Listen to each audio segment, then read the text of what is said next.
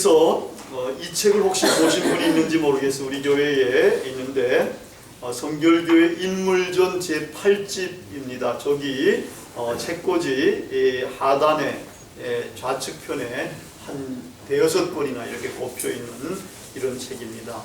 이 책에 고 김도명 목사님의 간단한 일대기가 거기에 실려 있습니다. 거기에 나오는 목숨을 다한 효심이라는 이야기가 있습니다. 이 김도명 목사님이 청년 때였습니다. 그 조부님께서 건강하셨는데 갑자기 이제 돌아가셨어요. 근데 돌아가실 때에 그 음식물을 막 토해내시고 돌아가신 거예요. 그래서 이제 문중의 어른들은 이게 문제가 있다 이렇게 생각해가지고 그 집으로 막 몰려왔습니다. 아니, 예수 믿는 놈이 아버지를 독살해? 이 불효막심한 놈, 이놈을 때려 죽여야지. 야, 빨리 저놈을 끌어내라. 끌어내지 않고 뭐가 있느냐. 이렇게 야단을 치는 거였습니다. 이때 이 도명 청년은 아버지 앞으로 딱 가서 가로막고서는 문중 어른들에게 이렇게 이야기를 합니다. 아버지께서는 절대로 그럴 분이 아닙니다. 제가 여기 할아버지께서 토해놓은 음식물을 먹겠습니다. 그러면은 이 음식물에 독이 들었는지 아닌지 확인하실 수가 있을 것입니다. 그 후에 아버지를 처벌하셔도 되지 않겠습니까? 뭐라고? 아니, 저놈이 이 도명 청년은 땅에 엎드려서 할아버지가 토해놓은 음식물들을 핥아먹기 시작을 했습니다. 이 광경을 지켜보던 문중 어른들은 입을 딱 벌린 채로 말문이 막혀버렸습니다. 토해놓은 음식물을 먹고 난 후에 이제 도명 청년은 어른들에게 다시 이야기를 합니다. 어르신들 이제 확인이 되셨습니까? 그러자 문중 어른들은 모두 한마디씩을 하면서 자리를 뜨기 시작했습니다. 아니, 용성이는 어떻게 이런 훌륭한 효자들을 두었느냐? 우리 문중에 큰 효자가 났구나. 들어요? 예수 믿으면 정말 도명이처럼 그런 효자가 되는 거요? 네. 우리 문중에 큰 경사요. 이러면서 다 돌아갔다는 그런 이야기였습니다. 요즘 효는 낡은 사상으로 거의 폐기 처분되다시피 했습니다. 그러나 1996년 노벨 경제학상을 수상한 미국의 시카고 대학의 게리 베커 교수는 다르게 이야기를 합니다. 효도는 현대에서도 최고의 인간 경쟁력이다. 한국인은 전통적인 대가족 제도와 효 사상으로 한강의 기적을 이루어냈다. 앞으로 이 두 가치를 잃어버린다면 한국의 재도약은 어려울 것이다. 그런 것 같습니다. 지난주에는 제가 형제우애의 재발견을 강조를 했습니다. 오늘은 효도도 우리가 재발견해야 할 가장 소중한 가치라는 것을 말씀을 드리고자 하는 것입니다. 우리가 존경하는 이율곡 선생님도 선조에게 바친 책 성학지묘에서 이렇게 이야기를 했습니다. 효도는 모든 행동의 으뜸이 되는 것입니다. 그러므로 집안을 바르게 다스리는 효도와 공경이 첫째가 되는 항목입니다. 말하자면 효는 모든 행실의 근본이고 근원이며 가정을 바르게 하는 가장 중요한 요소라는 뜻입니다. 이러한 가르침은 동양에서는 더 올라가서 공자님으로부터 시작을 합니다. 공자님은 효가 백행지본이라고 하셨습니다. 100가지 행실의 근본이라는 그런 말입니다. 근데 이러한 가르침은 동양에만 있는 게 아닙니다. 성경에도 이러한 가르침이 있습니다. 성경에 의하면은 우리 기독교인들은 구원받고 복받는 일에만 생각하다 보니까 이런 것들을 별로 중요시 생각을 안 하고 있었는데, 우리 기독교 신자의 모든 행동은 효와 아주 밀접한 관계에 있습니다. 오늘 봉독은 안 했습니다만 골로새서 3장 20절에 자녀들아 모든 일에 부모에게 순종하라. 이는 주 안에서 기쁘시게 하는 것이라는 말씀이 있습니다. 부모 공경에 관한 굉장히 중요한 구절입니다. 여기서 주 안에서 기쁘게 하시는 것이라는 말은 주님을 기쁘시게 하는 것이다 라는 그러한 뜻입니다. 간단하게 말하면 이 주님을 기쁘시게 하는 것 대단히 중요합니다. 주님을 기쁘시게 해야 주님께 영광을 돌릴 수가 있습니다. 주님께 영광을 돌린다 하면서 주님의 마음에 안 들게 하고 주님을 슬프시게 하거나 불쾌하게 하면은 절대로 주님께 영광을 돌리는 것이 아닙니다. 주님을 기쁘시게 하면서 영광을 돌리게 돼야 그것이 바른 영광이 되는 겁니다. 근데 하나님에게 이렇게 기쁨을 드리고 영광을 돌리는 것이 뭐냐 하면은 이게 인간의 본분입니다. 인생의 본분이라는 겁니다. 칼빈 선생님이 이렇게 이야기를 하시지 않았습니까? 하나님께 영광을 돌리는 것이 인생의 본분이다. 그렇다면은 이렇게 하나님에게 기쁨이 되는, 주님에게 기쁨이 되는 부모 공경이 바로 인생의 본분이라는 말입니다. 그만큼 부모 공경, 부모 순종이 중요한 것입니다. 이러한 가르침은 놀랍게도 10계명에도 이미 반영이 되어 있습니다. 여러분 10계명은 1계명으로부터 4계명까지는 뭐에 대한 계명이죠? 하나님께 대한 계명.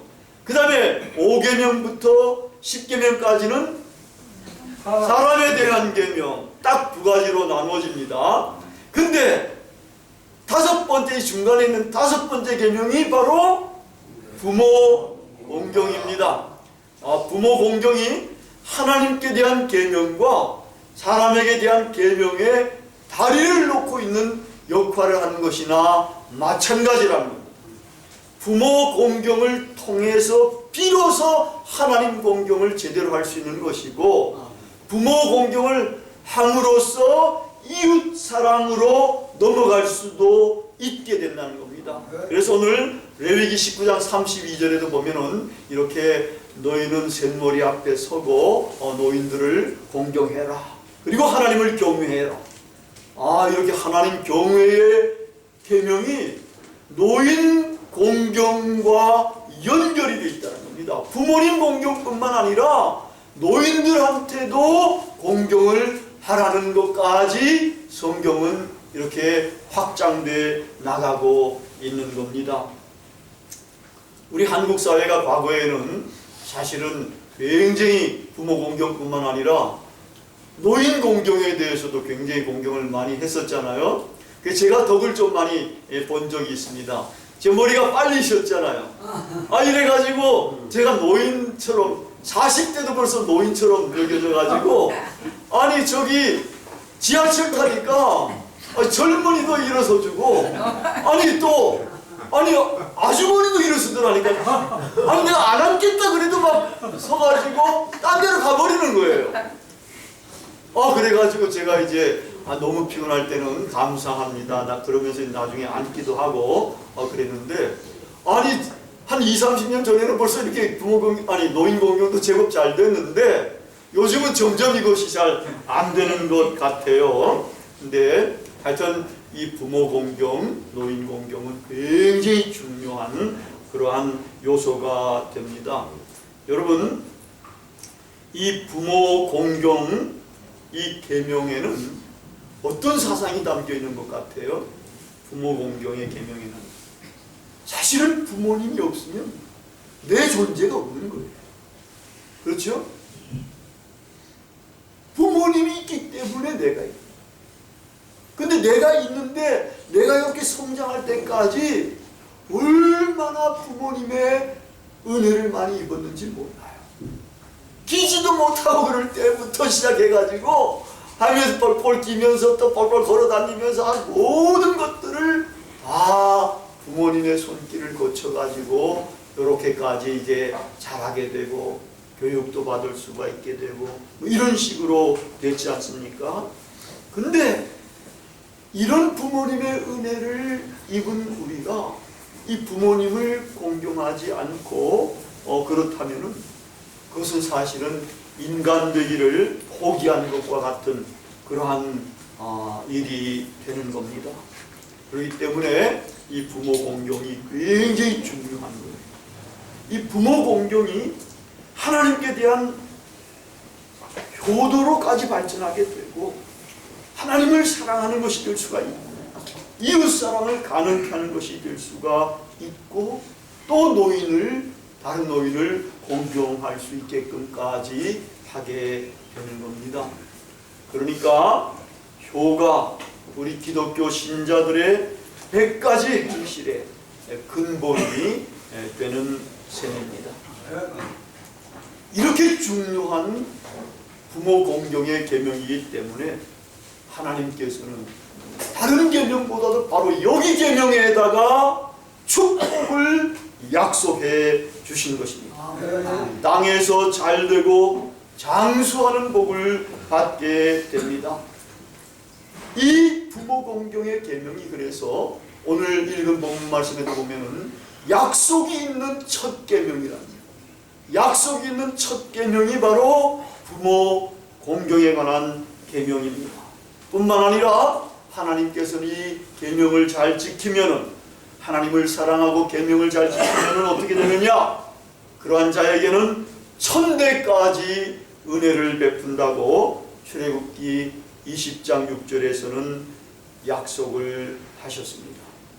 이 부모 공경의 계명을 지키는 자들에게는 하나님께서 특별한 복을 주시는데 장수하고 잘되는 축복뿐만 아니라 자손 천대인데 우리말로는 자손 만대가 복을 받는 그러한 복을 주시겠다는 겁니다. 그렇게 만드는 효가, 그러니까 아까 소개했던 커리 베커의 교수의 말처럼 우리 인간 사회에서도 최고의 경쟁력을 갖게 되는 겁니다. 우리는 효를 이젠 다 폐기 처분했지만 벌써 이렇게 아주 뜻 있는 사람들, 이런 사람들은 그것이 소중하다는 것을 알고 이야기를 하는 겁니다. 이 중국 충칭 통신촌에 천씨라는 사람이 살고 있습니다. 이 충칭이라는 곳을 살펴보니까 중국의 중앙에서 조금 남부로 내려온 그 부분이 충칭이더라고요. 이 천씨는 7살 때 전기기구를 가지고 놀다가 이게 고압에 감전이 돼가지고 이 양손을 쓰지 못하게 돼서 양손이 잃었습니다. 근데 그때부터 얘는 이제 발과 입 요거를 가지고서 혼자 살아가는데 필요한 모든 일들을 배워가기 시작을 한 거예요. 먹는 것도 이제 팔로. 옛날에 무협소설을 보니까 어떤 사람은 팔을 잃어가지고 이제 발 가지고서 이제 무협을 하는 이런 이야기들도 있는데 이 천씨가 그런 식으로 발 가지고 그리고 입 가지고 이런 일들을 이제 배워간 거예요. 물도 날라오는데 물 날라오는 건 좀 쉬운 것 같아요. 이 지게 이런 것들을 여기 어깨에다 걸어가지고 이렇게 이제 가지고 오면 양쪽에 물을 담아가지고 가져오면 되는 거니까. 그리고 이제 밥도 짓고 불도 피우고 하여튼 이런 일들을 배우고, 그 다음에 닭도 치고 소도 치고 양을 기르는 이런 것들도 배우고, 또 시장에 가서 장 보는 일도 배웠습니다. 근데 20살 때에 아버지가 이제 돌아가시고, 21살 때, 21살 때는 형이 돌아가셨어요. 이래가지고 그때부터 이제 엄마하고 자기하고 사는데, 그때 어머니는 아직도 그래도 좀 젊으시니까 엄마도 일을 하고 자기도 일도 하고 이러면서 이제 살았는데, 나이가 이제 어머니가 70살 넘고 이제 80살 되고 이러니까 엄마가 일을 못하게 되는 거예요. 그래가지고 요 천씨 혼자 일을 하게 그렇게 됐습니다.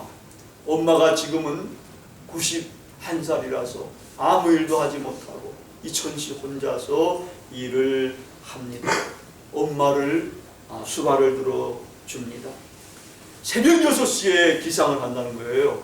그래가지고 일찍 시장에 가가지고 이제 거기서 만두도 사고 포도도 사고 또 살 것들 이런 것들을 사가지고 옵니다. 근데 돈을 어떻게 지불하는가 하면 요 가슴에 안에다가 요 아마 거기 주머니를 달아놓은 게 있는가 봐요. 여기 돈을 여기서 꺼내 가세요. 그리고 잔돈을 여기 집어넣어 주세요. 이렇게 해가지고 물건을 산다라는 거예요.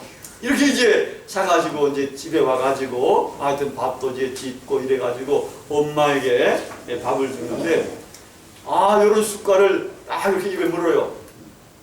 밥을 이렇게 퍼가지고 엄마 이거 이렇게 집어넣어 주는 거. 이러면서 이 천씨가 인터뷰에서 한 말 보면은, 이런 내가 누구보다도 행복하다, 이렇게 결론적으로 고백을 하더라고요. 여러분, 오늘 효자를 한번 살펴보십시다. 이 효자가 한자로 어떻게 쓰여지는지 여러분 대강 아시겠죠? 이게 이제 효자입니다. 근데 요런 획이 요게 뭔가니까 늙을 노자라는 거예요. 늙을 노자. 그 밑에 요거는 아들 자자잖아, 그죠? 이 아들이 늙을 노를 지고 있는 건데, 이게 업고 있는 거를 이게 문자화 한 거라는 겁니다. 젊은 아들이 늙은 어버이를 업고 있다. 이게 효라는 겁니다. 이 효라는 글자처럼 자식은 늙은 아버지를 업고 가듯이 그렇게 효를 행해야 합니다. 효를 행함에 있어서 몸과 마음과 뜻과 정성과 힘을 다해야 할 겁니다. 우리가 하나님을 사랑할 때도 어떻게 사랑하라 그러죠? 마음을 다하고 뜻을 다하고 성품을 다하고 목숨까지 다해서 하나님을 사랑하라.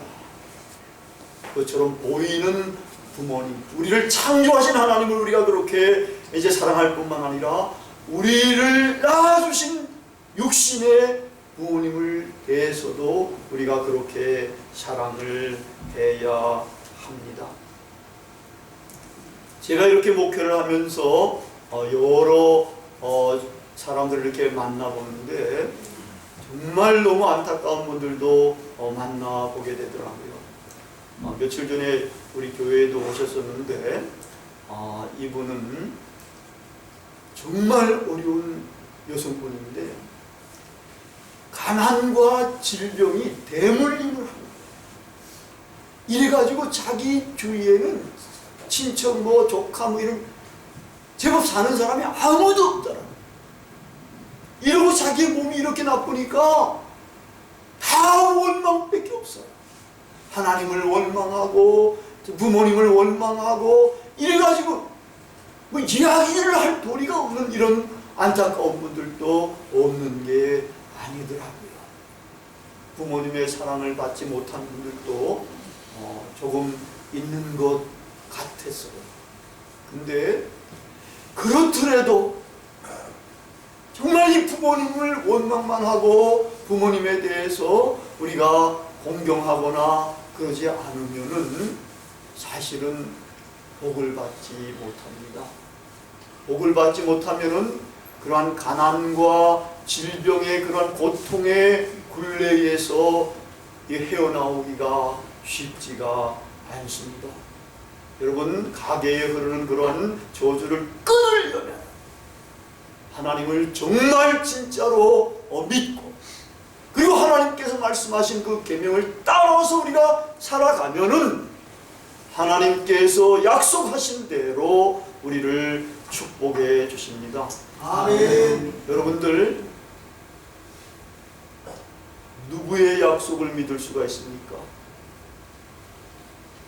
인간의 약속을 믿을 수가 있습니까? 대통령의 약속을 믿을 수가 있습니까? 오로지 하나님만 진실하신 분입니다. 아멘. 하나님만이 신실하신 분입니다. 아멘. 하나님은 말씀대로 만드시는 분입니다. 아멘. 하나님의 약속은 불변하는 겁니다. 이 하나님의 약속을 우리가 굳게 믿고 이 소중한 부모 공경의 계명을 준행하면서 살아가게 되면 그 약속대로 하나님은 우리에게 복을 주시게 될 겁니다. 아멘. 우리 길봇교회의 여러분들은 이제 온 마음을 다해가지고 부모님을 공경하셔야 될 것 같아요. 아멘. 이 부모님 돌아가신 분들도 많아서 이제 부모님 없는 분들도 저도 없어요. 장모님 한 분만 계시고 그러는데 하여튼 간에 마음을 다해가지고 순종을 하고 공경을 하려고 그러고 있습니다. 우리 기독자들은 하나님을 사랑하는데 하나님에 대한 부모님에 대한 그리고 우리의 나이 많은 분들에 대한 공경의 눈을 가지고 우리가 살아가야 됩니다. 아멘. 그래야 우리가 잘 되고 우리 가정이 행복하게 되고 우리가 속해 있는 공동체가 번영하게 되고 우리의 자손만대가 복을 누리게 될 것입니다. 우리 길봇교회에 나오시는 모든 분들, 형제 외에도 우리가 재발견할 뿐만 아니라 이렇게 이제 효도 재발견해서 정말 복되게 살아가시는 존귀한 하나님의 자녀들이 다 되시기를 진심으로 축원합니다. 다 같이 기도하시겠습니다.